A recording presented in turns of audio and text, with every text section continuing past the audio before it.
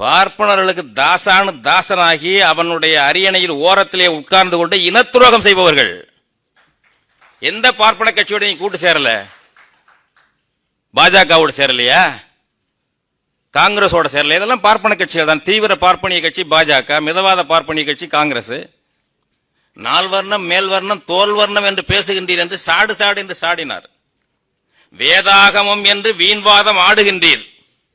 சூதாக சொன்னதல்லால் உண்மை நிலை தோன்ற உரைத்தல் இல்லை என்று வள்ளலார் சொல்லவில்லையா?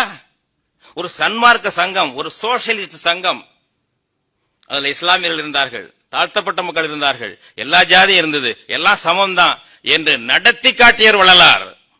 அவன் பார்ப்பனர்கள் நீச பாஷைங்கிறான், நீங்க காட்டுமிராண்டி பாஷைங்கிறீங்க. ரெண்டும் ஒண்ணுதானே? என்ன வித்தியாசம் இருக்கு? இதை நாங்க விமர்சித்தாக்க நீ பெரியார விமர்சியா நீ பாப்பானுக்கு அடிவரடி. திராவிட இயக்கத்தை விட பார்ப்பானுக்கு அடிவரடி யாரு? கான்ஸ்டிடியூஷன் தானே எல்லாம் எல்லாத்துக்கும் மேல இருக்கு. கான்ஸ்டிடியூஷன்ல எங்கேயாவது இந்தியன் என்று ஒரு நேஷனாலிட்டி சொல்றானா? பிறகு எதுக்கு நீ இந்தியன் இந்தியன் எழுத சொல்றீங்க பிள்ளைகளை?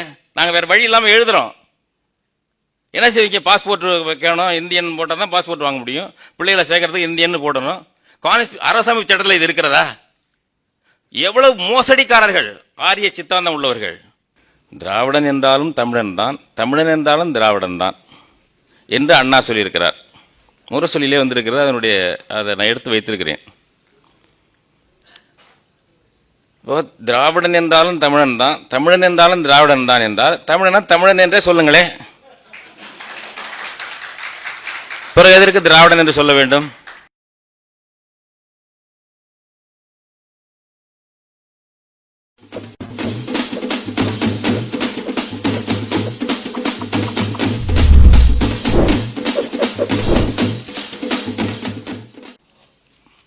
திராவிடம் என்பது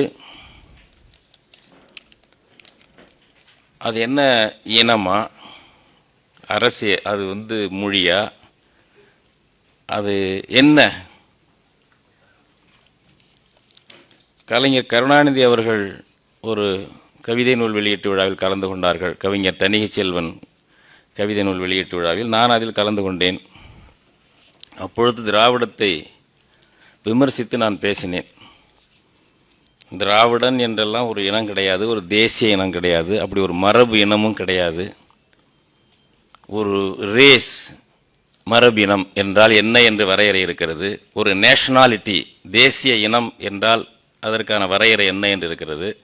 இது ரெண்டுக்குமே பொருந்தாதது திராவிடன் என்பது என்றெல்லாம் சொன்ன பிறகு அவர் கலைஞர் பேசும்பொழுது, இறுதியாக பேசும்பொழுது சொன்னார், நாங்கள் தமிழன் என்பதை மறுக்கவில்லை, திராவிடம் என்றுதான் சொல்லுகிறோமே தவிர திராவிடன் என்பதை நாங்கள் சொல்வதில்லை. ஆரியத்துக்கு மாற்றாக திராவிடம் என்ற கலாச்சாரத்தை அண்ணா முன்வைத்தார் என்று முடித்தார். அது முரசொலியிலும் வந்திருக்கிறது. இப்பொழுது என்ன சொல்லியிருக்கிறார்? திராவிடத்தின் நூற்றாண்டு விழா என்ற ஒரு கொண்டாட்டத்தை அவர் நடத்தினார் அல்லவா? திராவிடன் என்றாலும் தமிழன் தான், தமிழன் என்றாலும் திராவிடன் தான் என்று அண்ணா சொல்லியிருக்கிறார். முரசொலியிலே வந்திருக்கிறது. அதை நான் எடுத்து வைத்திருக்கிறேன். திராவிடன் என்றாலும் தமிழன் தான், தமிழன் என்றாலும் திராவிடன் தான் என்றால் தமிழனா தமிழன் என்றே சொல்லுங்களே. பிறகு எதற்கு திராவிடன் என்று சொல்ல வேண்டும்? இதுல என்ன ஏதாவது சூழ்ச்சி இருக்கிறதா? அது இருந்தால் தான் நீங்க இப்படி சொல்லணும். நேரடியா சொல்ல வேண்டும். எதையுமே குழப்பமா சொல்லக்கூடாது. இது தொல்காப்பியன் சொல்லியிருக்கிறான். தொல்காப்பியத்துக்கு அவர் ஒரு உரை எழுதியிருக்காரு. செப்பும் வினாவும் வளால் ஓம்பல் என்று ஒரு நூற்பா. கேள்வியும் பதிலும் குழப்பம் இல்லாமல் இருக்கணும். இப்ப நீ யார் என்றால், நான் என்ன, இனத்தால் திராவிடன், மொழியால் தமிழன், நாட்டால் இந்தியன், உலகத்தால் மனிதன், இடையில ஒன்று விட்டுட்டாரு, கண்டத்தால் ஆசியன், உயிரினத்தில் நானும் ஒரு ஜந்து, அதை விட்டுட்டாரு. இது என்ன? இதுதான் குழப்பம். செப்பும் வினாவும் வளால் ஓம்பல், கால் எஸ்பேட் என்பார்கள் ஆங்கிலத்திலே. மண்வெட்டியை மண்வெட்டி என்றே சொல்லுங்கள். கருவாட்டு குழம்பு கருவாட்டு குழம்புன்னு சொல்லுங்க, கருவாட்டு சாம்பார்னு சொல்லாதீங்க. இதுதான் அவங்க தமிழ், கருவாட்டு சாம்பார் தமிழ். இனிமையா சொல்வதற்காக அசலை மறைக்கக்கூடாது, குழப்பக்கூடாது.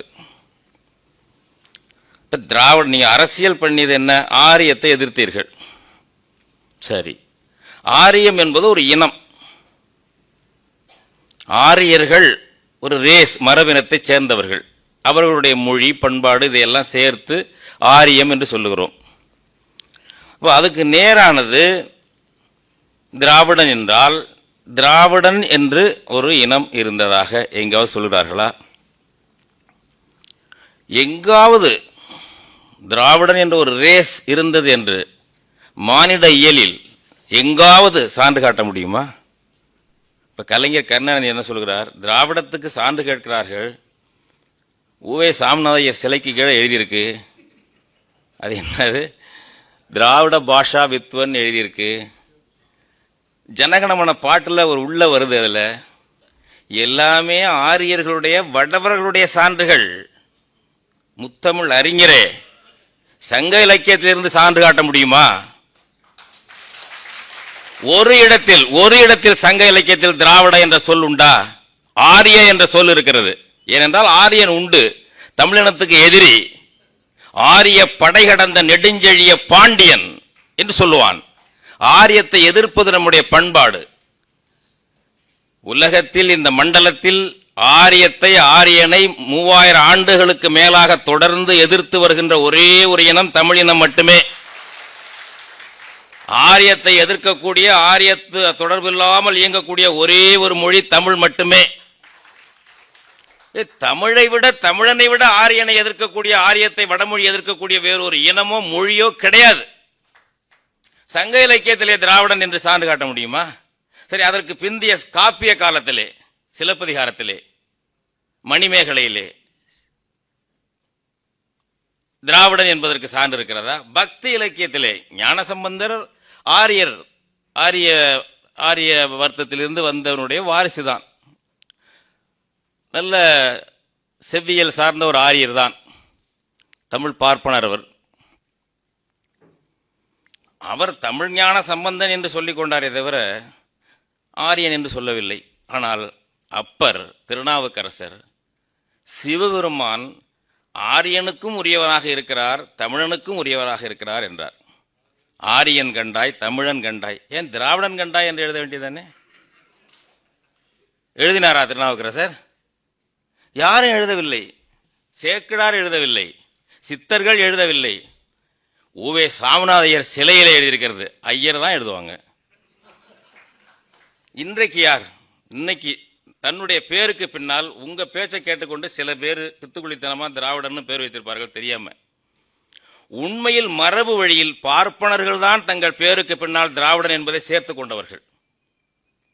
ராகுல் டிராவிட் என்று ஒரு மட்டைப்பந்து விளையாட்டு வீரர், அவரை கேட்டார்கள், உங்கள் பேருக்கு பின்னாலே இந்த திராவிட என்று இருக்கிறதே என்ன? அவர் பார்ப்பனர். எங்கள் முன்னோர்கள் கும்பகோணத்திலிருந்து இங்கே குடிபெயர்ந்தவர்கள்.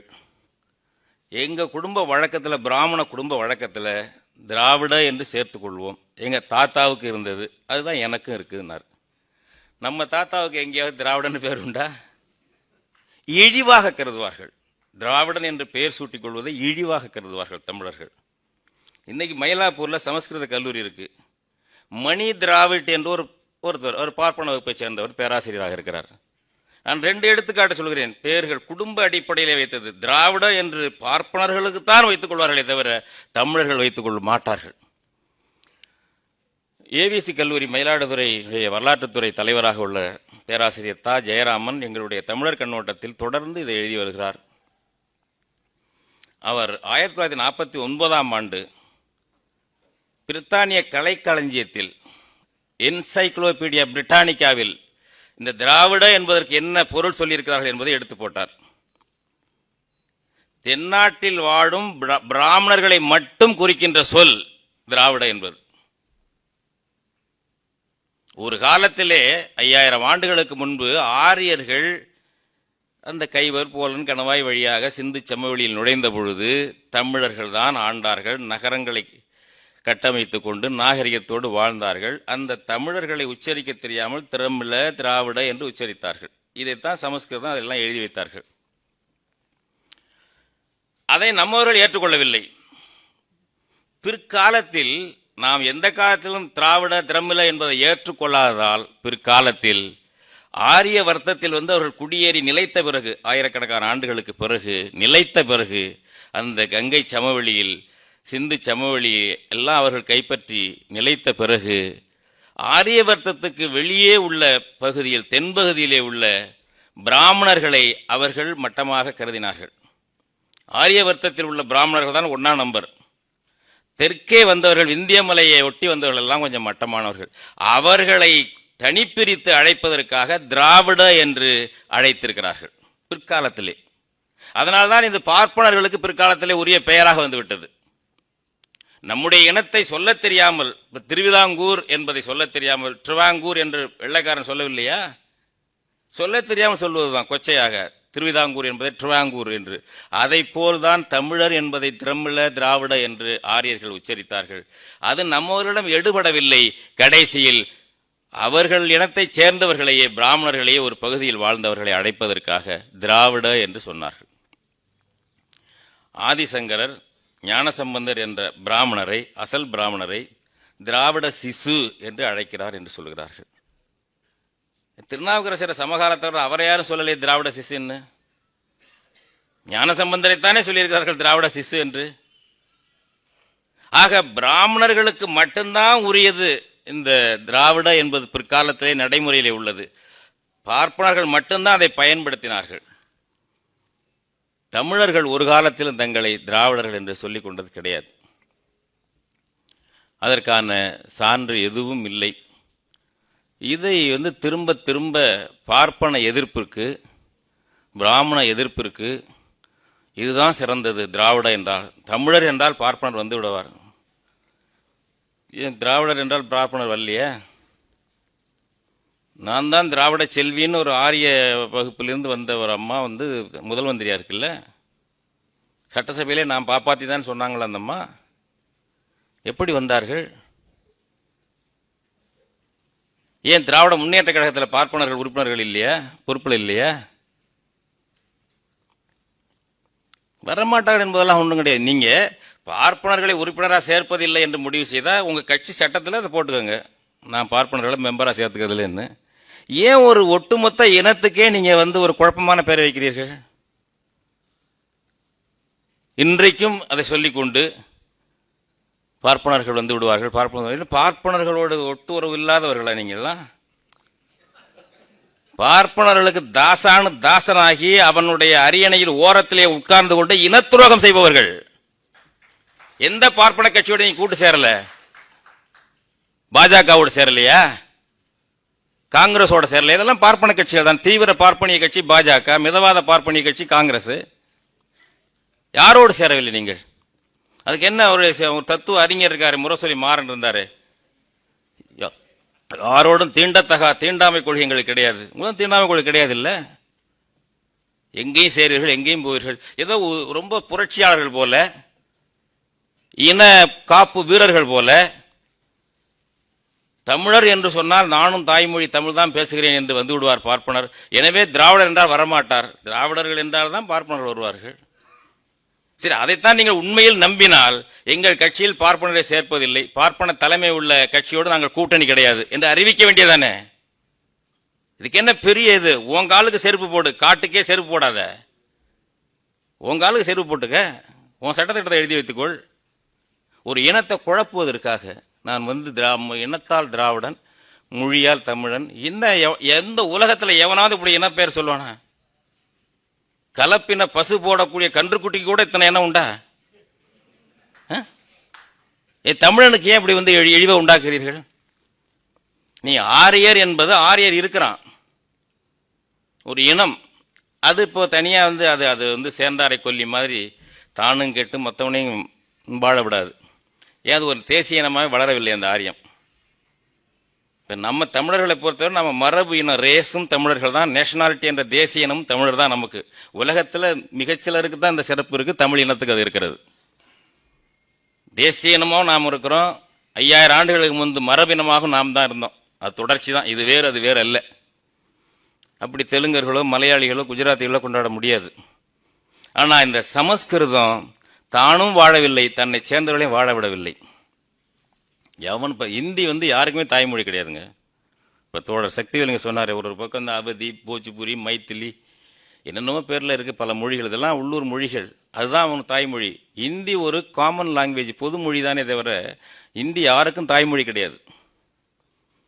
சமஸ்கிருதம் தானும் வாழாது, சேர்ந்தவனையும் வாழ விடாது. நீங்க பீகார்ல, உத்தரப்பிரதேசத்தில், மத்திய பிரதேசத்தில் உள்ளவனை போய் உன் தேசிய என்னன்னு கேளுங்க, இந்தியன்னு சொல்லுவான். ஏன்? அவன் ஒரு இனமாவே வளரல, குட்டிச்சுவர் ஆக்கிடுச்சு. என்ன இனம்? உத்தரப்பிரதேசத்தில் உள்ளவர் கேளுங்க என்ன இனம்னு, எதை சொல்லுவார் அவரு? இந்தியன் இல்லாத சொல்லுவான். இந்த இந்தியன் திராவிடன் ரெண்டும் ஒண்ணு, மாயை, சாதாரண இருக்காதீங்க. ஃப்ராடு, இந்தியன் என்பது ஃப்ராடு. அதுக்கு என்ன மொழி? இந்தியனுக்கு என்ன பொது மொழி? என்ன இனம்? ஃப்ராடு. பண்டித நேரு போன்ற பெரிய பெரிய அறிஞர்கள் சொன்ன மோசடி அது. அரசமைப்பு சட்டத்தில் இந்தியன் என்று ஒரு இனம் சொல்லப்படவே இல்லை. சிட்டிசன்ஷிப் ஆஃப் இந்தியா தான் சொல்றான். இந்தியாவின் குடிமகனா இல்லையா என்பதுதான் அரசமைப்பு சட்டத்தில் கேள்வி. அங்க இந்தியன் என்று ஒரு நேஷனாலிட்டி சொல்லப்படவே இல்லை. பிறகு என்ன வெளியில இந்தியன் இந்தியன் கொடுக்கிற விண்ணப்பத்திலாம் இந்தியனா என்று கேட்கிறாய்? திருட்டுத்தனம். கான்ஸ்டிடியூஷன் தானே எல்லாம் எல்லாத்துக்கும் மேல இருக்கு. கான்ஸ்டிடியூஷன்ல எங்கேயாவது இந்தியன் என்று ஒரு நேஷனாலிட்டி சொல்றானா? பிறகு எதுக்கு நீ இந்தியன் இந்தியன் எழுத சொல்றீங்க பிள்ளைகளை? நாங்க வேற வழி இல்லாம எழுதுறோம். என்ன செய்வீங்க? பாஸ்போர்ட் வைக்கணும், இந்தியன் போட்டால் தான் பாஸ்போர்ட் வாங்க முடியும். பிள்ளைகளை சேர்க்கறதுக்கு இந்தியன் போடணும். அரசமைப்பு சட்டத்தில் இது இருக்கிறதா? எவ்வளவு மோசடிக்காரர்கள், ஆரிய சித்தாந்தம் உள்ளவர்கள், ஃப்ராடு. சிட்டிசன் ஆஃப் இந்தியா, இந்தியாவை ஒரு தேசம் என்று கூட சொல்லல. India that is Bharat shall be a union of states. 1வது விதி அதான் சொல்லுது. இந்தியா அதாவது பாரதம். 2 பேர், சின்ன தம்பி என்கிற பெரிய தம்பி. ஒரு நாட்டுக்கு பேர் வைக்கிறான் பாருங்க, எவ்வளவு ஃப்ராடுன்னு. ஒரு நாட்டுக்கு 2 பேர் வைப்பானா? India that is Bharat. Aryavartham அதை சொல்ல வேணும். அதுக்காக பார்ப்பனிய பேர் வர வேண்டும் என்பதற்காக பாரதம் என்றதுக்கு பேர். இந்தியா மேற்கத்தியர்கள் வைத்த பேர். 2மே ஒரிஜினல் பேர் கிடையாது.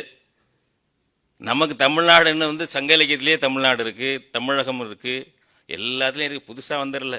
இமிழ்கடல் வேலியை தமிழ்நாடாக்கிய இது நீ கருதினை ஆகின் ஏற்பவர் முதுநீர் உலகம் முழுவதும் இல்லை என்று சிலப்பதிகாரம் பேசுகிறது. தமிழ்நாடு தான் அன்னைக்கே சொல்றான், புதுசு இல்லது. தமிழகம் என்று சங்க இலக்கியத்திலே இருக்கு. எல்லாத்தையும் தமிழ்நாடு இருக்கு. இதுபோல் இந்தியாவுக்கு இருக்கா எங்கேயாவது? திராவிடத்துக்கு இருக்குதா? அதாவது இந்திய தேசியத்தின் இளைய பங்காளி தான் திராவிட தேசியம். 2ம் மாயை. 2ம் ஒன்னா தான் உடன்கட்டை ஏறும். ஏறணும், ஏத்தணும்.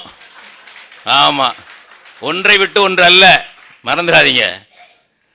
இதை போல இது குழப்பமாக சொல்லுறாங்க. தொல்காப்பியம் சொன்னா இது மாதிரி சொல்லாதன்னு சொன்னான்.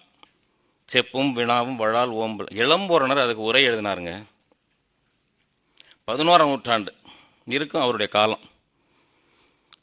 விளக்கம் சொல்லிட்டு எழுதுறார். எடுத்துக்காட்டாக, உதாரணம் சொல்லணும் இல்லையா? எடுத்துக்காட்டாக குழப்பம் இல்லாத கேள்வி, குழப்பம் இல்லாத பதில் சொல்றார் அவர். நும் நாடு யாது என்றால் தமிழ்நாடு என்றல். 11ஆம் நூற்றாண்டு சொல்றானே தமிழன், அதுல தமிழன் ஏன்னா குழப்பறங்கிறது திராவிடன்ட்டு. அந்த காலத்துல சோழ நாடு இருந்தது, பாண்டி நாடு இருந்தது.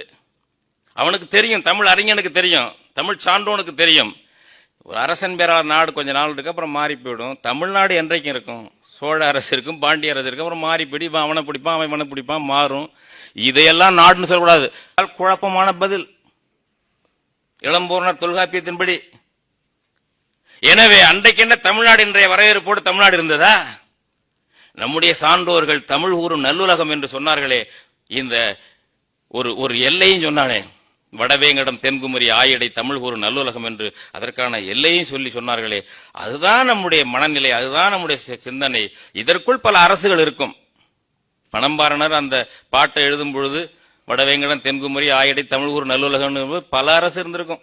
தொல்காப்பியர் காலத்தில் சிற்றரசுகள் அங்கங்க இருந்திருக்கும். ஒரு டவுன் பஸ் போறது கூட நீளம் பத்திருக்காது அந்த காலத்து அரசுகள். ஆனாலும் இதெல்லாம் எங்களுக்குள்ள பல சிற்றரசுகள் அரசுகளப்பா. எங்களுக்கான ஒரு தேசம் இருக்கிறது, அது தமிழ்நாடு, தமிழ் தேசம். தமிழ் மொழி பேசப்படாத தேசம் உண்டு, அது மொழிபெயர் தேயம்.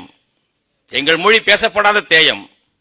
மொழிபெயர் தேயம். எங்கள் மொழி பேசப்படாத தேசம், தமிழ் பேசப்படாத தேயம் அயல் தேயம், அது மொழிபெயர் தேயம். எங்கள் தேயம் தமிழ் தேயம், அது தமிழ்நாடு, தமிழ் உலகு என்ற தொடர் சிந்தனை நமக்கு இருக்கிறது. இந்த குழப்பமான செய்திகளை சொல்லுகிறார்கள். இவர்களை விமர்சித்து விட்டால் என்ன சொல்றாங்க? திராவிடத்தை விமர்சித்தால், பெரியாரை விமர்சித்தால் பார்ப்பன ஆதரிக்கிறேன்னு அர்த்தம். உடனே ஒரு பட்டம். சில பேர் சொல்லுவாங்க, பக்தர்கள் சொல்லுவாங்கல்ல, சாமியார்கள், நீ சாமியை விமர்சிச்சேன்னா பிசாசை ஆதரிக்கிறேன்னு அர்த்தம். ஏன் சாமியே இல்லைங்கிறவனுக்கு அப்புறம் அப்படி பிசாசு இருக்கும்? உடனே நீங்க திராவிடத்தை விமர்சித்தால் பார்ப்பனியத்தை ஆதரிக்கிறது. திராவிடத்தை விட பார்ப்பனர்களுக்கு வேண்டிய கட்சி ஒன்று உண்டா? உண்மை நீங்க படிச்சா தெரியும். பாதுகாப்பு, அது ஒரு சேஃப்டி வால்வ். இந்த பார்ப்பன எதிர்ப்பு என்பது எந்த காலத்துல இருந்து? ஆரிய எதிர்ப்பு என்பது சங்க இலக்கியத்திலிருந்து இருக்கு, திருவள்ளுவர்ல இருந்து இருக்கு. சிலப்பதிகாரத்துல ஆரிய மன்னன் கனகவிசயன் தலையில கல்லு கொண்டு வந்து சிலை வெடித்தான் கண்ணகிக்கு சேரன் செங்குட்டுவன் சொல்றானே, அது நடந்தா இருக்கும்? எனக்கு தெரியல. புலவனுடைய விருப்பம் அது. புலவனுடைய விருப்பம். அந்த பயல்களை அடக்கி வைக்கணும். நம்ம வருங்கால பாரிசுகள் நம்ம இலக்கியத்தை படிச்சுட்டு இந்த பயலோ எப்பவும் அவனோட உறவு கொள்ளக்கூடாது எழுதி வச்சிருக்கான். நடந்துதா இல்லையா எனக்கு தெரியாது. ஆனா அவனுடைய விருப்பம் இதுதான். என்ன, அந்த 2 பேரு அவன் தலையில கல்ல கொண்டு வந்து சிலை எடுத்தான்னா, அங்க இருந்து கங்கையில நீராட்டி கொண்டு வந்தான்னா, அது என்ன சாதாரணமா? இனப்போர். இனப்போர் தொடர்ந்து நடக்குது. அதனுடைய பதிவு அது, இலக்கிய பதிவு அது. புதுசா எங்களுக்கு தமிழருக்குன்னா நீங்க புதுசா கோவணம் கட்டி விட்டீங்களா? நான் கேக்குறேன். இவர் நான் சுருக்கமா சொல்லி முடிக்க வேண்டியிருக்கு. திராவிட தலைவர்கள்ட்ட உள்ள ஒரு பெரிய பிழை என்னவென்றால், அவர்களிலிருந்து தான் வரலாறு தொடங்கியதாக சொல்வது. தமிழனுடைய வரலாறு அவர்களிலிருந்து தொடங்குவதாக சொல்வது. அதுக்கு முன்னாடி எல்லாம் நம்ம செல்வா பேசினாரு நல்லா. அதுக்கு முன்னாடி நம்ம ஆண்டு இருக்கிறோம், எல்லாம் நமக்கு இருக்கு. ஒரு இன்ஃபீரியாரிட்டி காம்ப்ளெக்ஸ் உண்டாகிக்கிட்டே இருக்கிறது. நீ அடிமையா தான் இருந்த, அடிமையா ஏன் நாங்க ஆளலையா? எங்க மன்னர்கள் இல்லையா? அவன்கிட்ட 1000 குறை இருக்கட்டும், ராஜராஜன்ட்ட, அவன் ஆளலையா? கரிகாலன் ஆளலையா? ஏன் எங்க ராஜராஜன் போய் அடுத்த நாட்டை பிடிச்சானா இந்த நாட்டை இன்னொருத்தன் பிடிப்பான்? இதானே இந்த காலத்துல. சில பேர் பெரிய இது படிச்சுட்டாங்களா, மார்க்சியம் அப்படிலாம் சொல்லல. ராஜராஜன் போய் அந்த நாட்டை பிடிச்சா அந்த நாட்டை பிடிச்சா, அவன் நாட்டை அவன் போய் அங்க பிடிச்சானா அவன் நாட்டை அடுத்தவன் பிடிச்சிருப்பான். பிடிக்கக்கூடிய ஆற்றல் இல்லாம போச்சு. அதனால விஜயநகர மன்னர்கள் நவாபுகளும் பிடிச்சான் தமிழ்நாட்டை. பிற்கால சோழர்கள் வீழ்ச்சிக்கு பிறகு என்னாச்சு? சோழனும் பாண்டியனும் அடிச்சுக்கிட்டு ஒழிஞ்ச பிறகு நவாபுகள் பிடித்தார்கள் இந்த நாட்டை. எங்கிருந்தோ வந்தார்கள் அவர்கள், வடநாட்டிலிருந்து இல்ல, அவெல்லாம் வெளியே தேசம். ஆப்கானிஸ்தான், பாரசீகம், அந்த பக்கம் டெல்லி வழியாக நம்ம ஊர் பிடிச்சாங்க. அப்புறம் விஜயநகர நாயக்கர்கள், அவன் கொண்டு வந்த ஒரு ஆள் அவனுக்கே துரோகம் பண்ணி மராத்தியர்கள் தஞ்சாவூரை பிடிச்சான். ஆக நம்முடைய மன்னர்கள் சக்தியாக இல்லை என்றால், மன்னராட்சி காலத்தில் ஜனநாயகம் இல்லாத காலத்தில் அயல் இனத்து மன்னர்களுக்கு அடிமையாக இருப்போம். இது என்ன பெரிய இது? போய் அங்க பிடிச்சான் அங்க பிடிச்சான், ஏகாதிபத்தியவாதி. இன்னைக்கு என்ன நேஷன் ஸ்டேட் ஃபார்மேஷன் இன்னைக்கு இருந்ததா? ராஜராஜன் காலத்தில் ஒரு தேசம், அதற்கு ஒரு இறையாண்மை, அடுத்த நாடு தலையிடக்கூடாது என்ற ஒரு தேச இறையாண்மை வரையறுப்பு ஜனநாயக காலத்திலே உண்டானது போல அன்றைக்கு இருந்ததா? ஒரு இனத்துக்குள்ளே 4 அரசு 10 அரசு வச்சுக்கிட்டு இருக்கான். இப்படி நம்மை நாமே இழிவுபடுத்திக் கொள்வதற்காக இதெல்லாம் சொல்வது பார்ப்பன எதிர்ப்பு என்பது. நான் சொல்லுகிறேன், இன்றைக்கு பெரியார் அவர்கள் கேரளாவிலோ கர்நாடகத்திலோ ஆந்திராவிலோ இந்த கடவுள் மறுப்பையும் பார்ப்பன எதிர்ப்பையும் இந்த அளவுக்கு துணிச்சலா பேசியிருந்தா அவருக்கு ஆள் சேர்ந்திருக்காது. ஏன்? இந்த மரபு, ஆரியத்தை எதிர்த்து வந்த மரபு. கடைசியில வள்ளலார் என்ன பாடினாரு? 4 வர்ணம் மேல் வர்ணம் தோல் வர்ணம் என்று பேசுகின்றீர் என்று சாடு சாடு என்று சாடினார். வேதாகமம் என்று வீண்வாதம் ஆடுகின்றீர், சூதாக சொன்னதல்லால் உண்மை நிலை தோன்ற உரைத்தல் இல்லை என்று வள்ளலார் சொல்லவில்லையா? ஒரு சன்மார்க்க சங்கம், ஒரு சோசியலிஸ்ட் சங்கம், அதுல இஸ்லாமியர்கள் இருந்தார்கள், தாழ்த்தப்பட்ட மக்கள் இருந்தார்கள், எல்லா ஜாதியும் இருந்தது, எல்லாம் சமம்தான் என்று நடத்தி காட்டியர் வள்ளலார். சாதாரணம் அல்ல, ஆன்மீகமாக இருந்தாலும் சரி, மற்ற துறையாக இருந்தாலும் சரி, தமிழர்களுக்கான ஒரு பொதுமை சிந்தனையும் பார்ப்பனிய எதிர்ப்பும் வர்ணாசிரம எதிர்ப்பும் தொடர்ந்து வந்தது. திருவள்ளுவர் காலத்தில் இருந்தது, எல்லா காலத்திலும் சித்தர்கள் காலத்தில் இருந்தது, எல்லா காலத்திலும் இருந்தது. வள்ளலார் காலத்தில் அது உச்சத்துக்கு போனது. அதனுடைய ஒரு தொடர்ச்சியாகத்தான் பார்ப்பன வகுப்பிலே பிறந்த பாரதி கூட பார்ப்பானை ஐயர் என்ற காலமும் போச்சு, வெள்ளை பரங்கியை துறை என்ற காலமும் போச்சு என்று எழுதினான். ஏன்? தமிழ்நாட்டு மரபு தொடர்ச்சி அது. அதை பெரியார் எடுத்தாரு, ஏத்துக்கிட்டாங்க, நல்லது. அந்த அளவுக்கு நாம் அவருக்கு ஒரு மதிப்பு கொடுப்போம், பங்களிப்பு செய்வோம். பார்ப்பன ஆதிக்கத்தை எதிர்த்தார், அதற்கு மரியாதை கொடுப்போம். ஆனால் எல்லாம் பெரியாரிலிருந்து தான் தொடங்குகிறது, அதுக்கு முன்னாடி எல்லாம் தமிழன் முட்டாளா இருந்தான் அப்படின்னா எப்படி ஏத்துக்க முடியும்? அது வரலாறு. அது பெரியாரிலிருந்து தான் வரலாறு தொடங்குகிறதுனா அது நியாயமா? அதுதான் தவறுங்கிறோம். சரி, அவரே செஞ்சாரு. இந்த மொழியை நான் 40 ஆண்டுகளா காட்டுமிராண்டி மொழின்னு சொல்லி வர்றேங்கிறாரு, ஏத்துக்க முடியுமா? 68 சொல்றாருங்க. தொகுப்பெல்லாம் வந்திருக்கு பாருங்க, ஆணைமுத்தையா தொகுப்பு, ஐயா வீரமணி தொகுப்பு எல்லாம் வந்திருக்கு. அதுல அவர் சொல்றாரு, நான் ஒரு அமைச்சர் சொல்லிவிட்டாரு, அண்ணா கூட அப்படிதான் சொன்னாரு, தமிழுக்கு ஆபத்து என்றால் இந்த அமைச்சரை வேண்டியல சொன்னாரு. ஒரு அண்ணாவை நேரா சொல்ல விரும்புற பெரியார், அவர் சொல்றாரு, பெரியார் ஒரு அமைச்சர் சொல்லுகிறார், தமிழ் மொழிக்கு ஆபத்து என்றால் இந்த அமைச்சரை வேண்டியதிலே நாங்கள் ராஜினாமா செய்வோம் என்று சொல்கிறார். இதுதான் நீங்க பெரியார் கல்லூரியில படிச்ச லட்சணமா அப்படின்னு கேட்கிறார் அவர். பெரியார், இதுதான் நீங்க பெரியார் கல்லூரியில் படித்தேன் இருக்கிறீர்கள், இதுதான் லட்சணமா? தமிழுக்காக இந்த அமைச்சரை இழக்கணுமா? நான் 40 ஆண்டுகளாக சொல்லி வருகிறேன், தமிழ் ஒரு காட்டுமிராண்டி மொழி என்று. நீங்கள் முன்னேற வேண்டுமானால் ஆங்கிலம் படியுங்கள். வீட்டிலே வேலைக்காரியுடன் கூட ஆங்கிலம் படி பேசக்கூடிய நிலைமை வளர வேண்டும். அப்பொழுதுதான் நீங்க முன்னேற முடியும். இது அப்படின்னா இவர்களுக்கு என்ன மாடல்? ஒரு பிராமணன் தான் முன்னேற்றத்துக்கான மாடலே தவிர இவர்களுக்கென்று தனியான ஒரு ஐடியல் மாடல் கிடையாது. பிராமணன் எந்த அளவுக்கு முன்னேறினானோ அந்த அளவுக்கு நீ முன்னேறு என்பதுதான் ஒரு மாடல். என்ன விஷயம் இது? ஒரு கன்சியூமரிசம், மிகை நுகர்வுவாதம், அடுத்தவனை பத்தி கவலைப்படாத உதிரி மனப்பான்மை. பிராமணனுடைய கலாச்சாரம் வாழ்க்கை தான் நமக்கு மாடலா? தமிழனுக்குன்னு இருக்கு, தமிழருக்குன்னு ஒரு அறம் இருக்கு. சங்க காலத்துல சொல்லி வந்திருக்கான் அறம். 19ஆம் நூற்றாண்டுல கார்ல் மார்க்ஸும் எங்கெல்ஸும் எழுதின கம்யூனிசம் இருக்கிறது அல்லவா, அதனுடைய ஒரு மூலக்கூறு தான் அறம் என்பது. பிற்காலத்துல அது பொருளியல் விஞ்ஞானத்தை எல்லாம் பயன்படுத்தி மார்க்ஸ் நல்லா எழுதியிருக்காரு. ஆனா தமிழர்கள் அந்த காலத்துல அறம் என்றார்கள், அதுதான் கம்யூனிசம். அது நம்ம அந்த அறமும் இன்னைக்கு உள்ள விஞ்ஞான பொருளாதாரவாதத்தை நம்ம எடுத்துக்கொள்ள வேண்டும். அந்த ஒரு சமூகத்தை பார்த்து அப்படிப்பட்ட ஒரு இனத்தை ஒன்றுமே இல்லாத முட்டாள்களாகவும் இங்கிலீஷ் படிச்சாதான் முன்னேறலாம் என்பதாகவும் ஒரு மொழியை யாராவது சொல்ல துணிவாங்களாங்க, தமிழ் காட்டுமிராண்டி பாஷைன்னு சொல்லி? இது என்ன நியாயம்? அது இதை பொறுத்துக்கணுமா? இது விமர்சிக்க கூடாதா? அவன் பார்ப்பனர்கள் நீச பாஷைங்கிறான், நீங்க காட்டுமிராண்டி பாஷைங்கிறீங்க. ரெண்டும் ஒண்ணுதானே? என்ன வித்தியாசம் இருக்கு? இதை நாங்க விமர்சித்தாக்க நீ பெரியார விமர்சியா நீ பாப்பானுக்கு அடிவரடி. திராவிட இயக்கத்தை விட பார்ப்பானுக்கு அடிவரடி யாரு? இந்த நீதி கட்சின்னு சொல்ற இந்த நூற்றாண்டு இருக்கு, இந்த நீதி கட்சி தலைவர்கள் யாரு? அண்ணா சொல்லுவாரு ஒரு கூட்டத்தில், அவர் சின்ன இளைஞரா இருக்கும்போது அந்த நீதி கட்சி சேர்ந்தார். போடியும் போலாவரமும் வெங்கடகிரியும் வடபாதியும் காலாஸ்தியும் கார்வேட்டியும் சிங்கம்பட்டியும் உத்தமபாளையமும் பொப்பிலியும் பிறவும் வீற்றிருக்கும் இடத்தில் நானும் உட்கார்ந்திருந்தேன் அப்படிங்கிறார். அவருக்கு ஒரு கூட்டத்துக்கு போயிருக்காரு, ஆந்திர பிரதேசத்துக்கு ஒரு கூட்டத்துக்கு போயிருக்காரு அந்த காலத்துல நீதி கட்சியில. பெரிய கனதனவான்கள், அவரே சொல்றாரு சரிகை தலைப்பாகள் அப்படிம்பாரு.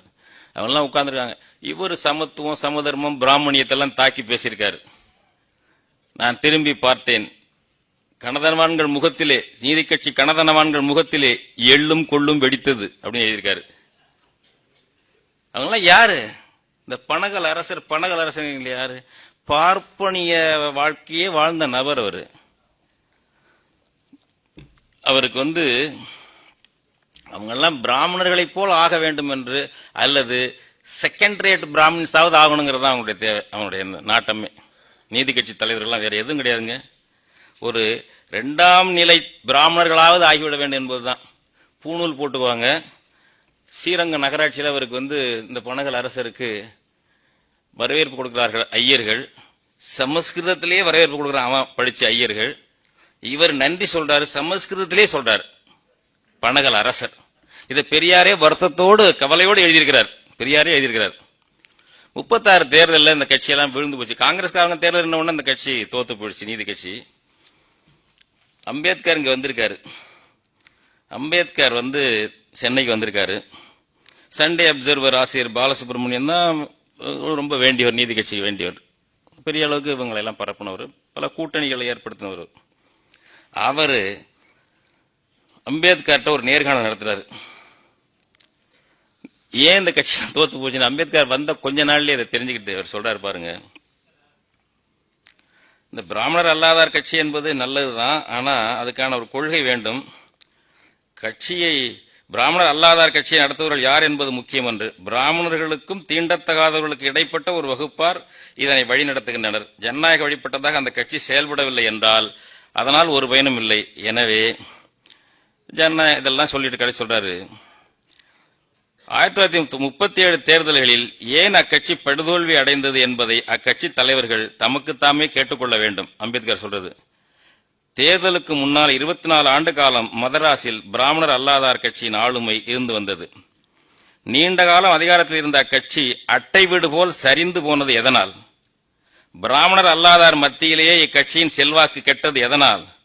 இந்த வீழ்ச்சிக்கு 2 காரணங்கள் உள்ளன என்று நான் கருதுகிறேன். 1, பிராமணர் பிரிவுக்கும் இவர்களுக்கும் இடையில் உள்ள வேறுபாடு என்ன என்பதை இவர்கள் உணரவில்லை. அம்பேத்கர் அப்சர்வேஷன். பிராமணர் பிரிவுக்கும் இவர்களுக்கும் இடையில் உள்ள, நீதி கட்சி தலைவர்களுக்கு இடையில் உள்ள வேறுபாடு என்ன என்பதை இவர்கள் உணரவில்லை. பிராமணர்களுக்கு எதிராக தீவிரமாக அவர்கள் பிரச்சாரம் செய்த போதும் இவர்களுக்கு இடையில் உள்ள வேறுபாடுகள் கொள்கை வழிபட்டவை என்று இவர்கள் கூற முடியுமா? பிராமணர் தன்மை அவர்களிடமே எவ்வளவு இருந்தது? யார் நீதி கட்சி தலைவரிடமே எவ்வளவு இருந்ததுன்னு பார்க்க வேண்டும். எவ்வளவு இருந்தது? அவர்கள் யார்? நீதி கட்சி தலைவர்கள் நவாபுகளாக இருந்தார்கள். அம்பேத்கர் சொல்றாருங்க, எங்கே இருந்து சொல்றாரு பாருங்க. 2ஆம் தர பிராமணர்களாக தங்களை எண்ணிக்கொண்டார்கள். பிராமணியத்தை விட்டொழிப்பதற்கு பதிலாக எட்டத்தகுந்த இலக்காக கருதி அதன் ஆத்மாவை இவர்கள் இறுக பற்றி இருந்தார்கள். பிராமணர்களுக்கு எதிரான அவர்களது கோபம் எல்லாம் தங்களுக்கு அவர்கள் இரண்டாம் தர பட்டம் தருகிறார்கள் என்பதே. இவ்வளவுதானே தவிர சமத்துவத்தின், சமூக நீதியின் பார்ப்பட்டதல்ல. நீதி கட்சிக்கும் சமூக நீதிக்கும் சம்பந்தம் இல்லை. இடஒதுக்கீடு என்பது ஏற்கனவே இருக்கிறது. வெள்ளைக்கார அறிஞர்கள்லாம் முன்மொழிஞ்சிருக்காங்க. சாகு மகாராஜா அதற்கு முன்னாலே ஒரு சின்ன பகுதியில் மராட்டியத்தில் தொடங்கினார். மைசூர் மகாராஜா ஒரு சின்ன பகுதியில் அறிமுகப்படுத்தினார். இவர்களும் வந்தாங்க, செஞ்சாங்க. எனவே தான் இடஒதுக்கீடு என்ற ஒன்றையே இவர்கள் மட்டுமே கண்டுபிடித்தது போல, செயல்படுத்தியது போல சொல்வதெல்லாம் உண்மை அல்ல. எனவே பிராமண எதிர்ப்பு என்பதும் சமூக நீதி என்பதெல்லாம் நீதி கட்சிக்கு சம்பந்தம் இல்லை. அதை 100வது ஆண்டுல பெரிய சமூக நீதி ஒரு அமைப்பு, ஒரு பிராமண எதிர்ப்பு அமைப்பு, ஒரு சமத்துவத்துக்கான அமைப்பு போல கருதி இந்த 100வது ஆண்டு விழா செய்வதெல்லாம் தவறானது, சரியானது அல்ல. வரலாற்றை ஒருமுனை பார்வையில், ஒற்றை பரிமாணத்தில் பார்ப்பது தவறு. இந்த காலத்தில் எவ்வளவோ நடந்திருக்கு. தமிழ் அறிஞர்கள் எவ்வளவோ பாடுபட்டிருக்கிறார்கள். இந்தி எதிர்ப்பு என்பது கடைசியில் பெரியார் சேர்ந்து கொண்டார். அவர் சேர்ந்த பிறகு அதுக்கு ஒரு பெரிய வீச்சு கிடைத்தது. அதை மதிக்க வேண்டும், அதை கணக்கெடுக்க வேண்டும். அதை நான் நிராகரிக்கவில்லை. ஆனால் அதற்கு முன்னர் எத்தனை தமிழ் சங்கங்கள் தமிழ்நாட்டில் 1918ஆம் ஆண்டு காந்தி அவர்கள் ஒரு பாட்னா மாநாட்டிலே ஹிந்தி தான் இந்தியாவினுடைய ஒரு இணைப்பு மொழியா வர வேண்டும், பொது மொழியா வர வேண்டும் என்று அவரும் இருந்து ஒரு தீர்மானம் நிறைவேற்றுகிறார்கள். அப்பொழுது இருந்து தமிழ்நாட்டில் எதிர்க்கிறார்கள். பல்வேறு தமிழ் சங்கங்கள், கரந்தை தமிழ்ச்சங்கம், அதுபோல திருவையாறு, சென்னையில் மறைமலை அடிகளார், அதுக்கு தனியே புத்தகமே எழுதுகிறார் மறைமலை அடிகளார், நாவலர் சோமசுந்தர பாரதியார், எவ்வளவு தமிழறிஞர்கள், திருவிகா, இவர்கள் எல்லாம் இந்த இந்திய எதிர்ப்பு போராட்டத்தை நடத்தி கொண்டிருக்கிறார்கள், கருத்தரங்கள் நடத்துகிறார்கள். ஒரு கட்டத்திலே பெரியார் அதற்கு தலைமை தாங்குகிறார். அது வீச்சு பெறுகிறது. பல பேர் சிறைக்கு போகிறார்கள். 2 தமிழர்கள் சிறையிலே சாகிறார்கள். தான் நடந்தது. ஆனா இந்த இந்திய எதிர்ப்பு என்பதையே அவர் தான் தொடங்கினார். அதுக்கு முன்னாடி ஏன் தமிழறிஞர்களை ஏன் விடணும்? நம்முடைய தோழர் சக்திவேலுடைய ஒரு பெரிய விஷயம் என்னன்னா, அந்த இந்திய எதிர்ப்பு பட்டுக்கோட்டை அழகிரி தலைமையில் வந்த ஒரு பேரணி திருச்சியிலிருந்து சென்னை கடற்கரைக்கு வரும்போது வரவேற்றார்கள் பல்லாயிரக்கணக்கில். அந்த 38ஆம் ஆண்டு. அப்பொழுது அதிலே தான் தமிழ்நாடு தமிழருக்கு என்ற முழக்கம் கொடுக்கப்பட்டது. அது பெரியார் கொடுத்தார் என்று சொன்னார்கள். பெரியார் கொடுக்கவில்லை. அன்றைக்கு நாவலர் பாரதியார் போன்றவர்கள் தமிழ் அறிஞர்கள் கொடுத்தார்கள். பின்னர் 2 நாள் கழித்து அதை ஆதரித்து குடியரசிலே பெரியார் எழுதினார். அதை பதிவு செய்தார் சான்றோடு. பெரியார் பிறகு அதை தமிழ்நாடு தமிழருக்கு என்பதை பச்சை குத்திக் கொள்ள வேண்டும், வீட்டிலே கல்வெட்டிலே பொறித்துக் கொள்ள வேண்டும் என்றெல்லாம் பெரியார் எழுதினார். அந்த தேதியில் அவர் அதை கொடுக்கவில்லை. முன்மொழிந்தவர்கள் தமிழறிஞர்கள் என்பதை சான்றோடு இந்த நூலிலே சக்திவேல் அவர்கள் கொடுத்திருக்கிறார்கள். இதை எதற்கு சொல்கிறவர்கள்? பெரியாரை குறைப்பதற்காக அல்ல. இந்த தமிழறிஞர்கள் எல்லாம் மறைக்க கூடாதல்லவா? இதற்கு முன்னால் என்ன நடந்தது மறைக்க கூடாதல்லவா? சுயமரியாதை தீர்மானம் 19ஆம் நூற்றாண்டுல மார்கசகாய ஆச்சாரி என்பவர், வேலூர், பழைய வேலூர் மாவட்டம், பிறகு சித்தூர்ல போயிடுச்சு. மார்கசகாய ஆச்சாரி என்பவர் தானே திருமணம் செய்து வைக்கிறார். விஸ்வகர்மா பிரிவை சேர்ந்தவர். செல்லாது என்கிறார்கள். நீதிமன்றத்துக்கு போகிறார்கள். வாதாடுகிறார். வெற்றி பெறுகிறார். வெள்ளைக்கார நீதிபதி இந்த திருமணம் செல்லுங்கிறான். அண்ணல் தங்கோ 1924-25ஆம் ஆண்டில் அண்ணல் தங்கோ திருமணம் நடக்கிறது குடியாத்தத்திலே. பேச்சாளர் கிடைக்கவில்லை அவருக்கு. அவர் தன்னுடைய திருமணத்துக்கு தானே தலைமை தாங்கி ஐயர் இல்லாத கல்யாணத்தை செய்கிறார். ஒரு முதலியார் வகுப்பை சேர்ந்தவர் அண்ணல் தங்கோ. தன்னுடைய திருமணத்துக்கு தானே தலைமை தாங்கி ஒரு சீர்திருத்த திருமணம், ஐயர் இல்லாத திருமணம் நடத்துகிறார். என்ன சொல்கிறார்கள் திராவிட இயக்கத்தில்? பெரியார் தான் முதலாக இதை உருவாக்கினார் என்கிறார்கள். நான் குடியரசு இதழ்களை போய் பெரியார் இதழில் படிக்கும் பொழுது பார்த்திருக்கிறேன். 28-29 ஆண்டு எல்லாம் குடியரசு இதழ்களிலே பார்ப்பன புரோகிதர் நீங்கிய கும்பாபிடேகம் என்று போட்டு தலைப்பு செய்திருக்கிறது. அதெல்லாம் தமிழர்கள் நடத்தி இருக்கிறார்கள். ஆன்மீக துறையிலும் பிராமணர்களை நீக்கிய சடங்குகளை நடத்தி இருக்கிறார்கள். இதையெல்லாம் எடுத்துக்கொள்ள வேண்டுமே தவிர இது எதுவுமே இல்லை, நீங்கள் நிர்வாணமாக இருந்தீர்கள், நாங்கள் தான் கோவணம் கட்டிவிட்டோம் என்று புரட்டக்கூடாது. கோபம் வர்றது அங்கதான். நீ ஒரு எவல்யூஷன் இதுல இருந்து ஏற்கனவே இருந்தது தமிழ் சமூகத்தில், இதை நாங்க பெரிய அளவுக்கு வளர்த்து கொண்டு போனோம் சொல்லுங்க. அதை சரியாக செய்யாமல் திரிவாக செய்தீர்கள். இப்பொழுது இதற்கு மாற்று திராவிடம் என்பது ஒரு இனம் கிடையாது. ஒரு இனம் என்றால் அதற்கு ஒரு தேசிய இனம், நேஷனாலிட்டி என்றால் அதுக்கு ஒரு பொது மொழி இருக்க வேண்டும், பொது பண்பாடு இருக்க வேண்டும். அதுக்கு என்ன மொழி இருக்கு இப்பொழுது? திராவிடத்துக்கு என்ன மொழி? கன்னடம், கலிதலுங்கு, அதெல்லாம் இதுல இருந்து போனது. கால்டுவெல் ஒரு நன்மை செய்ய போய் அது ஒரு தீமை செய்து விட்டார். அதற்கு முன்னால் இருந்த ஐரோப்பிய அறிஞர்கள் எல்லாம் சமஸ்கிருதத்திலிருந்து தான் இந்திய துணைக்கண்டத்து மொழிகள் எல்லாம் உருவாயின என்றார்கள். கால்டுவெல் அதுக்கு முன்னால் எல்லீஸ் ஆராய்ச்சி செய்தார். கால்டுவெல்லுக்கு முன்னால் எல்லீஸ் மிகப்பெரிய மனிதர், வெள்ளைக்காரர், திருவள்ளுவர் படம் போட்டு நாணயம் அச்சடித்தவர், பெரிய அதிகாரியா இருந்தவர். நமக்கு அவர் பேரால் தான் சென்னையில் ஒரு தெரு இருக்கு பாருங்க, எல்லீஸ் சாலை. வைக்க வேண்டும், நியாயமா அவர் பாராட்ட வேண்டும்.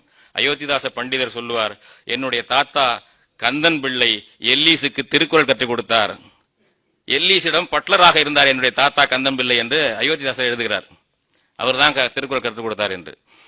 எல்லீஸ் நல்லபடியாக சொன்னார். அவர் தென்னிந்திய மொழிகள் என்றார். அவர் திராவிடெல்லாம் எல்லீஸ் சொல்லவே இல்லை, சொல்லவே கிடையாது. ஒரு முன்னுரை ஆந்திரா நூல் ஒண்ணுக்கு முன்னுரை எழுதும்போது திராவிட மொழியெல்லாம் அவர் எழுதல, தென்னிந்திய மொழியினார். கால்டுவெல் தான் இந்த தவற பண்ணார். கால்டுவெல் சொன்னார், இதை கண்டறிந்த இது மாதிரி சமஸ்கிருத மொழி குடும்பமும் இதுக்கு தொடர்பு இல்லை, தனி மொழி குடும்பம் என்று. தமிழ், தெலுங்கு, கன்னடம், மலையாளம் எல்லாம் துளுவெல்லாம் இருக்கு. இதுக்கு என்ன ஒரு பொது பேர் வைக்க வேண்டும் என்று நினைத்தேன். தமிழையே வைக்கலாமா என்று நினைத்தேன். இந்த ஆய்வு செய்யக்கூடிய மொழியில ஒன்னா இருக்கு, அதுக்கு எல்லாத்துக்கும் கலந்து ஒரு பொது மொழி, ஒரு புரோட்டோ லாங்குவேஜ் ஒன்று இருந்திருக்கணும். அதுக்கெல்லாம் ஒரு மூல மொழி ஒன்று இருந்திருக்க வேண்டும். அதைத்தான் நான் அதுக்கு பேர் கிடைக்கல. மனு தர்மத்தை படித்தேன், அதில் திராவிட என்று வருகிறது. எங்க இருக்கு பாத்தீங்களா? சமஸ்கிருதத்தை பார்த்தேன், மாரிலப்பட்டர் சொல்லுகிறார், அதிலே திராவிட வருகிறது. ஆக ஆரிய மொழிகளில் இருந்துதான் திராவிடத்தை எடுத்தார் கால்டுவெல்லை தவிர தமிழில் இருந்தோ வேற மொழியிலிருந்தோ அல்ல. அந்த தவறை அவர் செய்தார். அந்த திராவிட என்பதை அவர் எடுத்து சொன்னார், நம்முடைய மொழியில் கிடையாது. அதன் பிறகு திராவிட என்று பிடித்துக் கொண்டு எல்லாம் இந்த மற்ற மாநிலத்தவர்களுக்கு மற்ற எல்லாம் ஒன்னா இருந்தது. அன்றைக்கு சென்னை மாகாணம் அவர்கள் குறிப்பாக ஆந்திர தெலுங்கர்களுக்கு மேலாதிக்கம் கொடுப்பதற்காக, அவர்களுக்கு பதவிகள் கொடுப்பதற்காக வந்ததுதான் அந்த திராவிடம் என்ற கருத்தியல். இன்றைக்கும் அதை வைத்துக் கொண்டிருப்பது தமிழின துரோகம் செய்வதாக அர்த்தம். இதற்கு மாற்று என்பது தமிழ் தேசியம். தமிழ் தேசியம் என்பது என்ன?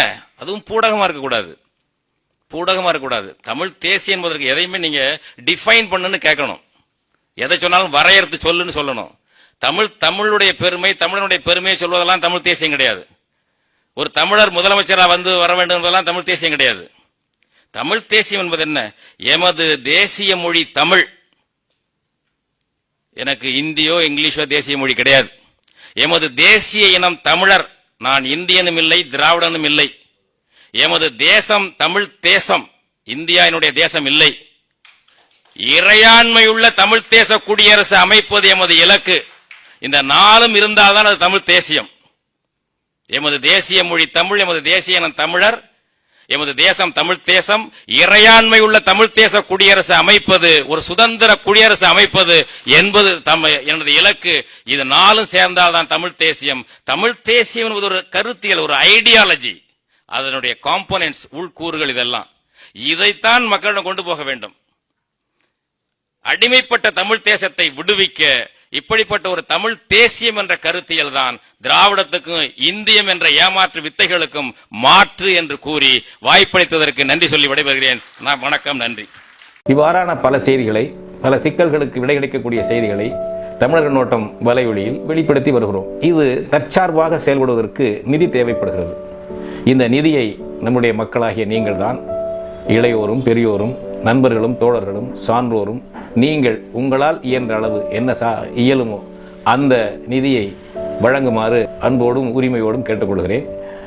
உங்களுக்கு நன்றி உணர்வோடும் பொறுப்புணர்வோடும் தமிழர் கண்ணோட்டம் செயல்படும் என்பதை உறுதி தெரிவித்துக் கொள்கிறேன். நன்றி, வணக்கம்.